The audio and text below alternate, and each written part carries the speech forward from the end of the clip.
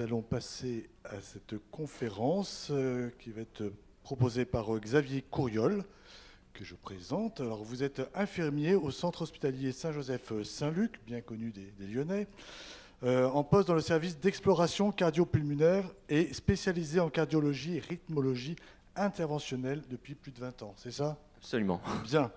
Et aujourd'hui, vous souhaitez mettre en avant une technologie que vous avez utilisée pendant la crise sanitaire, que vous utilisez encore, j'imagine, Qu'on utilise encore toujours. maintenant, le suivi à distance des simulateurs cardiaques, un outil que vous mentionnez dans le titre de votre conférence comme étant indispensable à l'ère du Covid et pour l'avenir. Nous vous Absolument. écoutons. Merci beaucoup pour l'invitation et merci à l'hôpital Saint-Joseph-Saint-Luc de m'accorder sa confiance pour faire cette présentation sur quelque chose qui me tient très à cœur puisque ça fait une dizaine d'années, moi depuis même un peu plus maintenant, depuis 2009 en fait sur l'hôpital on a la chance de pouvoir suivre des stimulateurs et des défibrillateurs en télésuivi. Donc je vais vous montrer l'intérêt et surtout l'impact que ça a eu pendant l'épisode du Covid. Donc l'idée générale, c'est pour pas qu'on vous essayiez de comprendre après de quoi on parle, je vais vous parler de qu'est-ce qu'un stimulateur cardiaque et à quoi ça sert.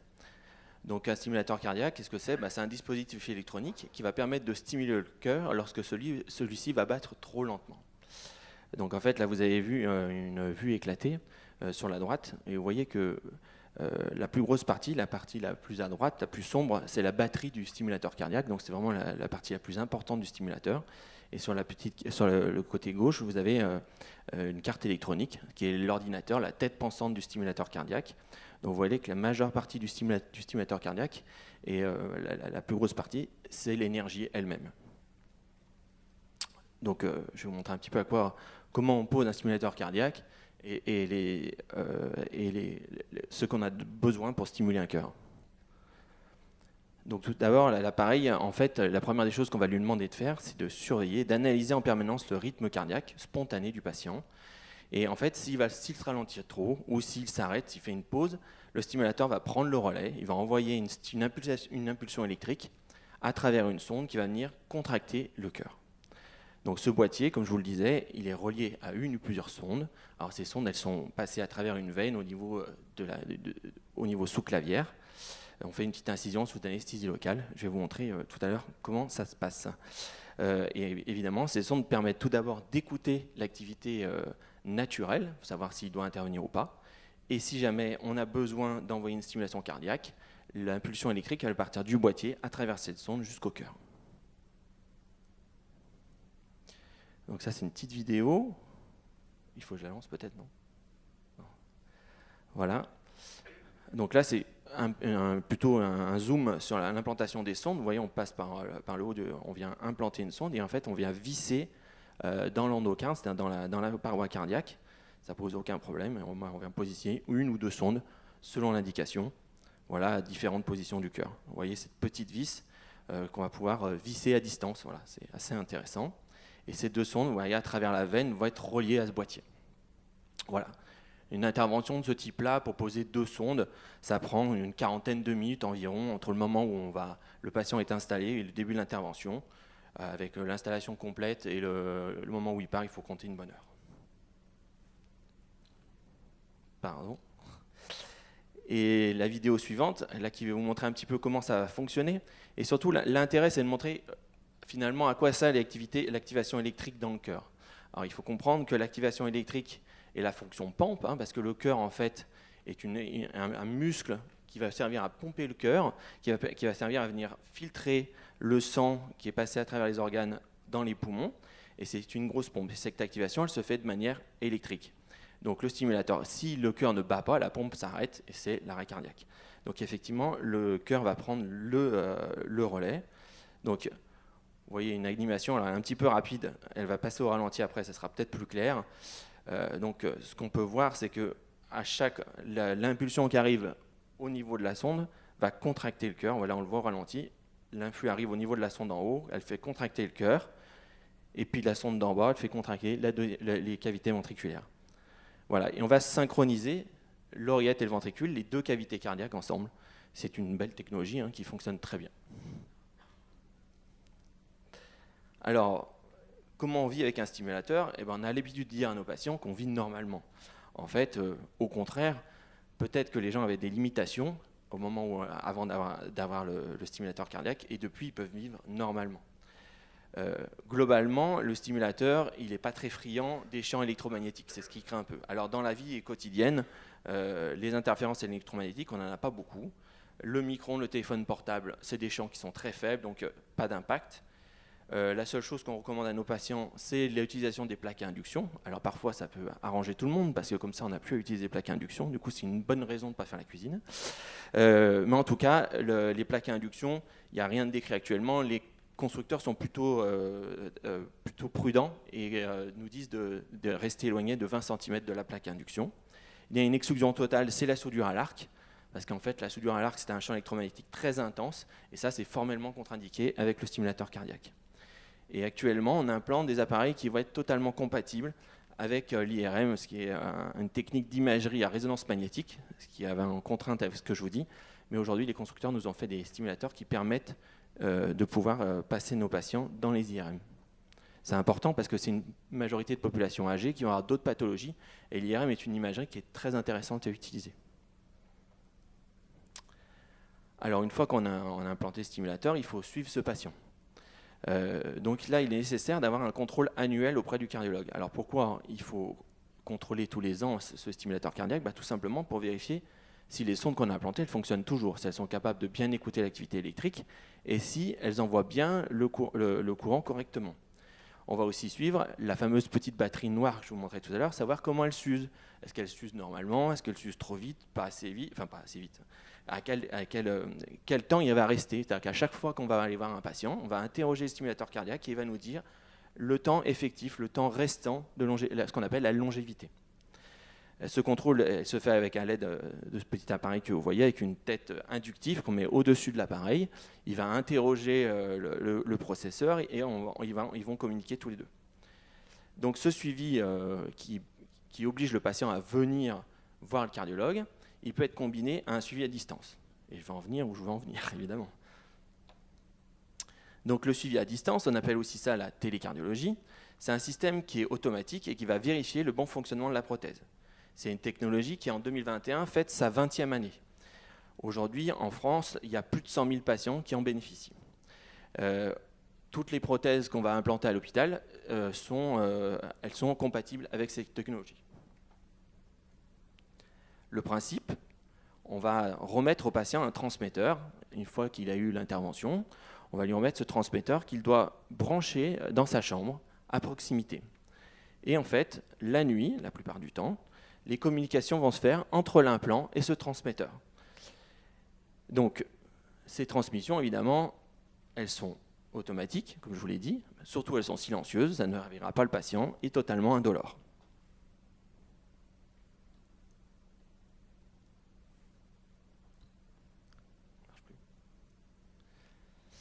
Donc, qu'est-ce qu'on peut retrouver? Les paramètres de la prothèse, donc les fameux paramètres de sonde, toujours le suivi de la batterie, et chose un peu plus très intéressante, c'est tout ce qui est épisode d'arythmie. Donc l'arythmie, c'est quand le cœur se met à battre de manière irrégulière. Et ça, c'est des choses qui sont très intéressantes à avoir de manière très précoce, parce que ça, c'est ce qui est pourvoyeur, notamment d'AVC. Donc ça, c'est des patients qu'il va falloir voir rapidement, ajouter un traitement pour éviter qu'ils se retrouvent avec un certain nombre de complications. Évidemment, on ne peut pas modifier. Actuellement, il est impossible de faire des réglages à distance pour des questions de sécurité évidentes.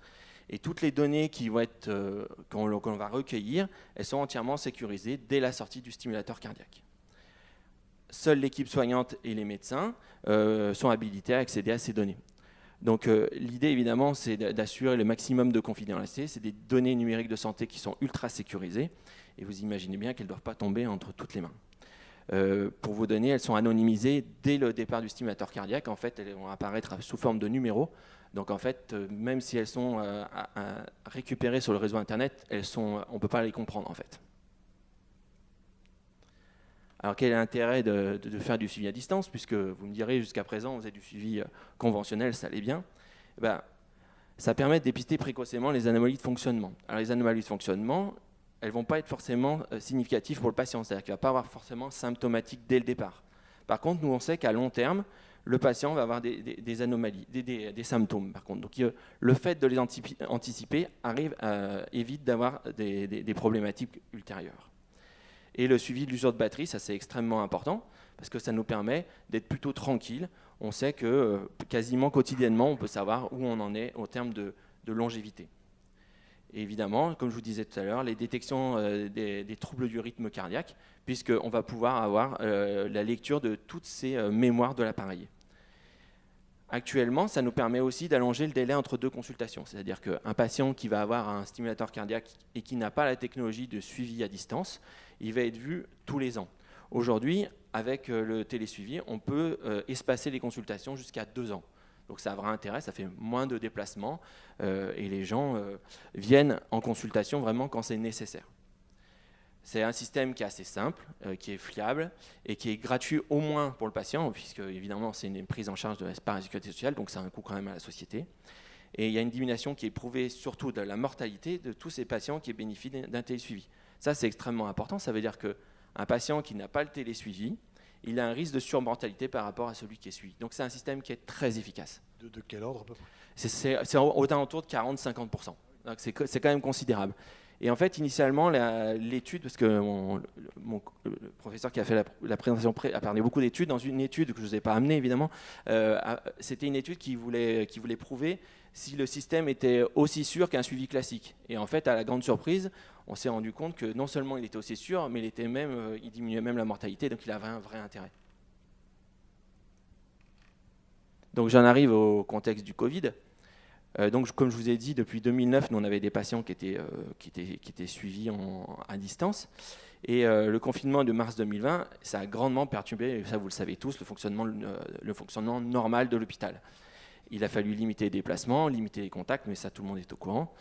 Et il fallait se cantonner à faire des consultations de suivi que celles qui étaient urgentes. Et dans le cas de nos stimulateurs et défibrillateurs cardiaques, ça posait un vrai problème, puisque nous, on avait l'habitude de les voir régulièrement. Et là, en l'occurrence, on ne pouvait pas les voir à cause du surrisque, surtout de venir à l'hôpital et lié aussi au confinement. Donc il a fallu limiter nos consultations physiques. Et la question, c'était de savoir quel patient il fallait faire revenir à l'hôpital. En plus, quand on a appelé les patients et qu'on leur disait qu'il fallait venir à l'hôpital avec tout ce qu'ils entendaient à la télévision, il va falloir en persuader un certain nombre de vraiment venir nous voir. Alors, les choix qui se sont imposés avec l'équipe médicale, on a simplement regardé les gens qui devaient nous voir, qui étaient programmés pour venir nous voir, regardé leur dossier. Et en fait, il a fallu réfléchir à qui on faisait venir et qui on ne faisait pas venir, selon les prérogatives du ministère. Donc en fait, la première des choses, c'est qu'effectivement, les patients, la dernière fois qu'on les avait vus, ils avaient une batterie qui commençait à s'user, qui était proche de la fin. Il y avait une nécessité de les revoir à la date choisie. Donc il fallait appeler les patients et leur dire on a besoin de vous voir, puisque la dernière fois, vous avez une batterie qui commençait à s'user. Les autres patients, on les a contactés par téléphone, donc ça nous a pris un peu de temps, mais c'était nécessaire pour savoir un peu déjà s'ils allaient bien, parce que ça c'est important, parce que des fois les gens en plus à cette période n'appelaient pas l'hôpital quand ils n'allaient pas, donc nous on les appelait pour savoir s'ils allaient bien, est-ce qu'ils avaient des symptômes. Évidemment, si ils étaient déstabilisés, s'ils avaient des symptômes, on les faisait venir à l'hôpital. Et toutes ces consultations ont été reprogrammées une date ultérieure, donc vous imaginez bien que quand on prend 3 mois de retard, avec déjà le nombre de patients qu'on a, on était submergé au bout de 3 mois, quoi. Alors les patients télésuivis, puisqu'on en avait, on était quand même un peu plus rassurés parce que ça nous a permis de différer leur suivi. On pouvait suivre la longévité de la batterie, savoir si elle s'usait ou si elle ne s'usait pas. On pouvait accéder aux autres paramètres de la prothèse. Ces patients-là, on les a aussi contactés par téléphone, toujours dans le souci de savoir s'ils étaient symptomatiques ou s'ils avaient besoin de revenir à l'hôpital pour un éventuel des symptômes. Et c'était quand même très rassurant, c'est ce qu'ils nous ont dit par téléphone, pour eux comme pour nous, parce que c'est vrai que de ne pas les voir, on était quand même rassurés parce qu'on avait ce suivi-là à distance. Et l'avantage, c'est qu'on s'est permis en fait, de ne pas les revoir. En fait, on a sauté ce suivi-là en disant on les reverra la prochaine fois. Donc voilà, le télésuivi, la e-santé. Donc la télécardiologie, c'est une technologie qui est pionnière de la e-santé. C'est une des premières qui a entré dans l'Hexagone. La pandémie nous a permis de mesurer son efficacité. C'est devenu assez évident pour nous qu'on ne pouvait pas s'en passer et qu'il fallait le donner au plus grand nombre parce qu'on ne savait pas de quoi l'avenir était fait à cette époque-là. Et on ne sait toujours pas ce qui va nous arriver, ceci étant dit, avec tout ce qu'on a entendu ce matin. Donc nos pratiques actuelles, on a généralisé la télécardiologie pour tous nos patients. Elle est proposée systématiquement pour tous ceux qu'on implante actuellement. Nos partenaires industriels continuent à améliorer cette technologie pour la rendre plus accessible pour les patients, parce qu'au départ, on avait des boîtiers, des transmetteurs, c'est assez compliqué, parce qu'on était à l'ère où on était au dégroupage, où il fallait brancher derrière la box. Est-ce que vous avez une ligne groupée, pas des groupes? Est-ce que vous êtes chez Fret Télécom? C'était assez compliqué, beaucoup de fils. C'était pas toujours évident de mettre en route le service. Aujourd'hui, on est passé sur des technologies sans fil. Ils utilisent le réseau Internet mobile avec des transmetteurs qui sont de plus en plus miniaturisés et qui sont plus faciles à mettre en route. Et de plus, ils nous déploient des nouveaux services parce qu'eux aussi ont bien compris l'intérêt. Et puis, quand toutes les équipes médicales sont mises, ils ont dit il faut que nous aussi, on développe nos services. Donc, notamment, ils nous aident à mettre en route les systèmes. Donc, ils envoient au domicile du patient, ils les aident par téléphone à mettre le service en route. Et puis, lorsque les patients ont des difficultés, ils leur mettent à disposition un numéro vert qui va leur permettre de les aider à mieux faire fonctionner le service.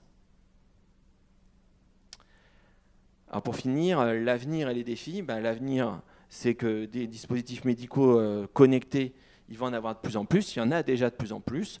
La prise en charge de nombreuses pathologies, elle est compatible avec le télésuivi, pas seulement pour les prothèses cardiaques. Donc on a parlé de diabétologie. Alors le diabète est une discipline qui s'approche du télésuivi. L'insuffisance cardiaque, l'insuffisance rénale, plein de pathologies sont compatibles avec des dispositifs de télésuivi. Je voulais dire que c'était un peu l'hôpital qui se déplaçait vers le patient, et ça c'est assez nouveau, parce que jusqu'à présent, nous on était à l'hôpital, on attendait que les malades viennent, et aujourd'hui maintenant c'est nous qui allons vers eux, et qui leur disons il faut revenir nous voir parce qu'il y a quelque chose de nouveau. Et ça en termes de prise en charge, c'est très nouveau. On a vécu pendant des années dans un espace de bénévolat, puisque le remboursement de cette technologie, elle date uniquement de début 2018, donc c'est assez récent, et jusque-là en fait c'était quelque chose qu'on utilisait en même temps qu'on faisait autre chose. Et aujourd'hui, c'est des organisations qu'il faut développer. Il y a des nouveaux métiers qui se développent, notamment des infirmiers qui sont spécialisés dans la prise en charge de ces prothèses. C'est un tas de choses à développer. On espère que nos autorités de tutelle seront attentives à ce développement, parce que c'est vrai que sans argent, on ne fait pas grand-chose. Voilà, merci. Bravo, merci beaucoup. Asseyez-vous. Donnez-nous quand même le chiffre, il y a combien de... du coup, la télécardiologie concerne combien de personnes au sein de votre hôpital? Alors nous, sur notre hôpital, on a à peu près 600 patients qui sont suivis actuellement. Oui, c'est déjà pas mal. Alors après, c'est vrai qu'on a... Est-ce que vous avez quand même eu des retours de la part de patients qui ne se sentaient pas à l'aise par ce système? Alors en fait, c'est dès le départ, c'est-à-dire que quand on leur parle ça et on leur parle de suivi à distance, il y a toujours l'inquiétude de la sécurité, de est-ce qu'on peut dérégler mon stimulateur cardiaque alors que contre mon gré, etc. Donc il faut être assez rassurant là-dessus. Aujourd'hui, les industriels sont très rassurants, ils ont des technologies qui sont quand même plutôt très sécuritaires. C'est des technologies made in France ou... Malheureusement, non. On a 3 constructeurs aujourd'hui qui sont des constructeurs américains.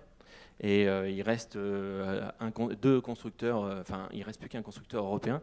Donc le constructeur européen, c'est lui qui est à l'origine d'ailleurs de cette technologie. Et puis le dernier qui a été racheté par un consortium chinois il n'y a pas très longtemps. Voilà, donc c'est plutôt nord-américain. J'imagine que vous avez des questions qui vous attendent.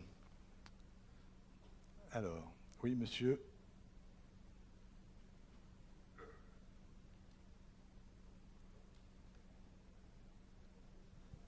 Merci. Je me demandais quand même, donc ça évite une consultation, et est-ce que de fait, pendant une consultation, on a une seule chose qui se passe? Est-ce qu'il y a juste une vérification d'un problème, ou est-ce qu'il ne se passe pas d'autres choses, d'autres relations entre le médecin et le patient, d'autres questions, d'autres non-questions, d'autres non-dits qui peuvent apparaître et qui ne peuvent plus apparaître dans ce cas par l'intermédiaire d'une machine, quoi. Est-ce qu'on n'appauvrit pas en fait le... Vous voulez dire, encore une fois, hein, c'est un suivi pour uniquement la prothèse, c'est-à-dire que le patient en question, s'il a des maladies cardiovasculaires, il va être suivi de manière annuelle par son cardiologue. Donc juste si on considère le suivi technique, entre guillemets, celui-là peut être vraiment élargi à plusieurs mois par rapport à un temps où on était vraiment tous les 6 mois. Et comme on augmente le nombre de patients implantés, il y a une vraie nécessité d'élargir au maximum le suivi physique. Oui, parce que dans la pratique, quand on va voir un médecin régulièrement, pour un suivi, pour un renouvellement d'ordonnance ou autre, on en profite pour d'autres choses, quoi. Et c'est ces autres choses qui, des fois, peuvent passer sous la table, quoi. Oui, non, c'est ce que je vous dis, hein, c'est un suivi uniquement de la prothèse cardiaque. Hein. Évidemment, il y a d'autres choses dont il faut s'occuper chez le patient. Et évidemment, il va aller voir son cardiologue pour d'autres problématiques que celles du stimulateur cardiaque. Là, on a vraiment focalisé sur le suivi du stimulateur. Les gens ne vont pas venir voir 2 fois par an leur cardiologue. Effectivement, ils ont souvent d'autres choses à traiter que le suivi du stimulateur. Je ne sais pas si je réponds à votre question. Autre chose. Ce que je crains, c'est que dans certains cas, ces autres choses, elles ne soient pas faites, quoi.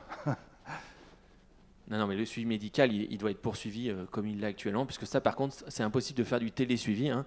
Vous avez vu, il y a eu de la téléconsultation pendant le Covid, donc on pouvait le faire par vidéo, mais ça, c'est vraiment autre chose.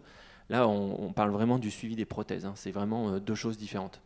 Le but est d'améliorer encore la qualité de soins en essayant d'évacuer la gestion des problèmes techniques, quoi. Voilà. Exactement. Une autre question. Juste,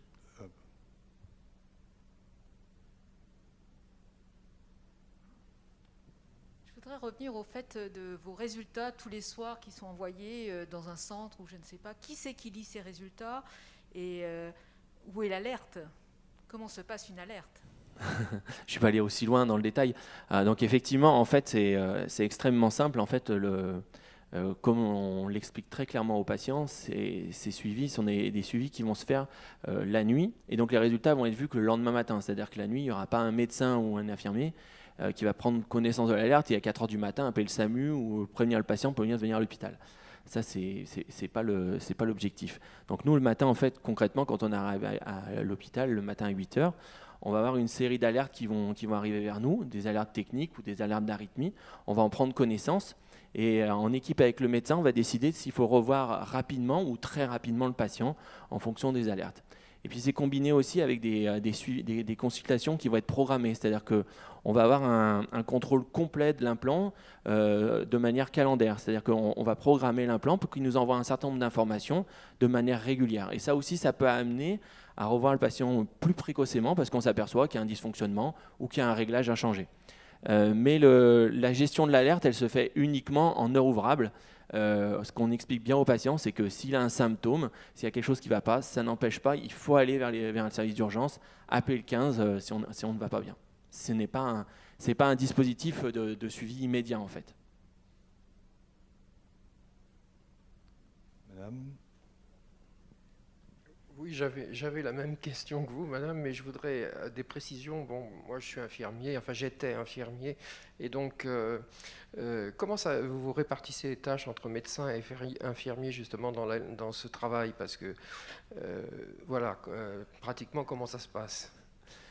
C'est assez simple, hein, moi, ça fait pratiquement 15 ans que je travaille avec les médecins. Donc, en fait, avant de prendre en charge ces types de prothèses, on a passé beaucoup de temps avec les médecins à faire du suivi de prothèses cardiaques en consultation. C'est-à-dire qu'on a vu énormément de consultations avec le médecin qui nous a expliqué les tenants et les aboutissants pourquoi, quand on voyait ça, qu'est-ce qu'on en faisait, qu'est-ce qui était grave, qu'est-ce qui n'était pas grave. Donc il y a un certain nombre de critères d'alerte qui font qu'on va dire, c'est nous qui allons trier en première ligne les alertes. C'est-à-dire que nous, le matin, on va regarder ce qui nous arrive. S'il y a des choses qui nous paraissent graves selon nos connaissances, on va le redispatcher vers le médecin en lui disant, là, il y a une prise en charge à faire rapidement. Si pour nous, il y a une disposition qu'il faut le prendre de manière ultérieure, c'est pareil, on va en référer au médecin qui va nous prendre ça. En fait, c'est de la délégation médicale actuellement qui nous occupe. Et combien de temps ça vous prend dans la journée de faire ces lectures Alors, on a de la chance parce que les prothèses sont très très bien faites et les programmes sont de plus en plus fins. Donc en fait, il faut surtout, ce qui est important, c'est que dès le départ, quand on implante la prothèse, de donner des critères d'alerte qui soient très serrés. C'est-à-dire qu'en fait, il faut vraiment surveiller ce qu'on a vraiment besoin de surveiller. Si le patient sait qu'il fait déjà de l'arythmie, qu'il est traité déjà pour ça, il n'y a aucun intérêt à avoir des alertes pour ça. Donc c'est des alertes qu'on va enlever. C'est-à-dire qu'avec le médecin, on va décider d'enlever ces alertes. Par contre, on sait que un seuil, une mesure de seuil sur une pile qui augmente d'un coup, d'un seul, c'est un critère d'alerte et c'est un patient qu'il faut revoir précocement. Voilà. Alors après, on a des référentiels, on a des protocoles qui nous couvrent et qui ont été faits par nos médecins pour nous guider dans nos pratiques. Oui, bonjour. J'aurais voulu savoir, ces prothèses, elles durent toute la vie, on les garde toute la vie sur soi, ou est-ce qu'on va être amené à en changer entre-temps ? Alors malheureusement non, parce que comme je vous ai montré, il y a des batteries. Alors heureusement, elles durent un peu plus longtemps que nos téléphones portables. Donc environ les durées de vie, on dit que c'est entre 7 à 10 ans. Voilà, donc tous les 7 à 10 ans, il va falloir changer le stimulateur cardiaque. Donc en fait, c'est une intervention qui est plutôt rapide, puisqu'il n'y a pas besoin de repositionner les sondes. On va juste faire une anesthésie locale, réouvrir, retirer le boîtier et en mettre un neuf.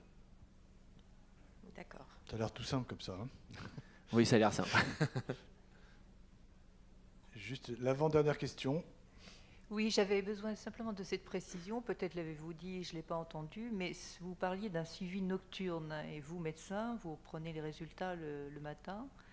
Il est fait comment, ce suivi nocturne? Parce que moi, j'avais vraiment l'impression que si j'avais cet appareil dans mon cœur, d'être vraiment, avoir ma vie entre les mains d'un inconnu. Enfin, Alors, comme on le dit souvent à nos patients, c'est on ne sait pas tout. C'est-à-dire qu'il n'y a pas un GPS dans la pile, donc on ne sait pas où vous êtes. Il n'y a pas de micro, il n'y a pas de film, donc on ne voit pas. C'est vraiment, on surveille le dispositif avant toute chose. On ne surveille pas le patient de ce qu'il fait, où il dort, avec qui il dort, etc. Ce n'est pas l'œil de Moscou, il n'y a pas de problème. C'est vraiment des données qui sont très techniques et purement techniques. En fait, c'est au lieu d'interroger ces données une fois par an, eh ben, on va les interroger quasiment quotidiennement. L'idée, elle est là, elle n'est pas ailleurs en fait. qui interroge? C'était ça ma question. Alors c'est totalement automatisé, c'est-à-dire que le fameux transmetteur dont je vous parlais tout à l'heure Oui. et la prothèse, c'est ces deux-là qui vont communiquer ensemble. D'accord. Voilà. ok. Donc en fait, au départ, à l'implantation, il faut que le transmetteur, on va le marier avec le stimulateur cardiaque pour qu'il communique tout au long de leur vie. En fait, voilà, En fin de compte, c'est les machines qui travaillent au niveau. C'est qui vous deux racontent, ordinateurs qui discutent ensemble. qui exactement. discutent ensemble. C'était Ouais. ça ma question. Absolument, ouais. On exclut le GPS et tout le reste. Non, et, non, non, voilà. c'est non, non. Voilà, non, c'était pas Parfois, ma ça question. pourrait nous aider parce que des fois, il faut qu'on joigne les patients parce qu'on Effectivement. a besoin de les voir et on ne sait pas où ils sont. Donc ça pourrait Ouais. nous aider, mais je pense que c'est pas à l'ordre du jour. Toute Ça fait dernière peut-être un question. peu trop en même temps. hein. Toute dernière question, madame.